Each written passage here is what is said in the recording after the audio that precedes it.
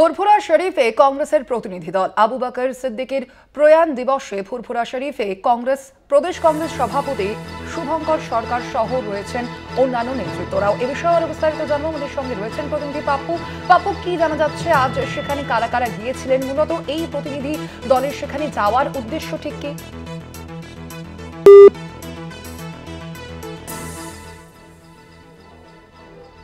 আপনাদের জানিয়ে রাখি, আজ সেখানে গিয়েছিলেন শুভঙ্কর সরকার সহ অন্যান্য কংগ্রেসের নেতৃত্বরাও। আবু বকর সিদ্দিকের প্রয়াণ দিবসের কারণে সেখানে আজ গিয়েছিলেন ফুরফুরা শরীফে কংগ্রেসের প্রতিনিধি দলও গিয়ে পৌঁছেছে। আপনারা জানেন এর মধ্যেই আজ বিকেলে সেখানে ইফতার পার্টিতে অংশ নেওয়ার কথা রয়েছে মুখ্যমন্ত্রী মমতা বন্দ্যোপাধ্যায়ের, এবং তার আগেই আজ কংগ্রেসের প্রতিনিধি দল সেখানে গিয়েছেন। শুভঙ্কর সরকার প্রদেশ কংগ্রেস সভাপতি, তিনি সেখানে উপস্থিত ছিলেন এবং একই সঙ্গে অন্যান্য কংগ্রেস তারাও সেখানে উপস্থিত ছিলেন। আজ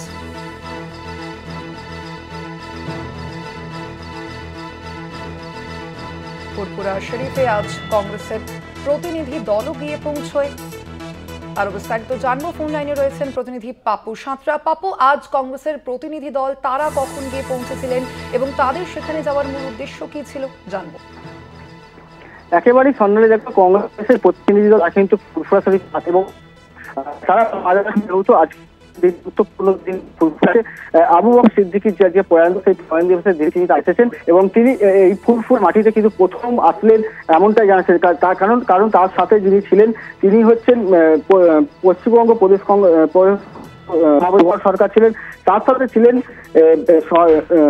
সর্বভারতীয় কংগ্রেসের পর্যবেক্ষক গোলাম আহমেদ মীর, তিনি সঙ্গে ছিলেন। মূলত তাকে নিয়ে কিন্তু এই ফুরফুরা সফরে এসেছিলেন এবং এখানে তিনি মাজারে যান, তিনি সেখানে এবং বিভিন্ন পীরজাদাদের সাথে তিনি দেখা করেন, আলাপচারিতা করেন।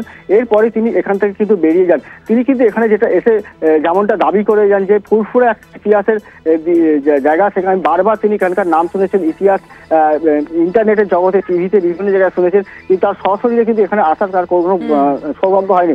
আজ তিনি এসেছেন, যেহেতু একটা রমজান মাস চলছে, পবিত্র সময়, সেই পবিত্র সময় তিনি এখানে আসতে পেরে তিনি নিজেকে গর্ববোধ মনে করছেন। স্বর্ণালী, ধন্যবাদ তোমায়। আমরা কথা বলছিলাম, ফোন লাইনে ছিলেন প্রতিনিধি পাপ্পু সাঁতরা।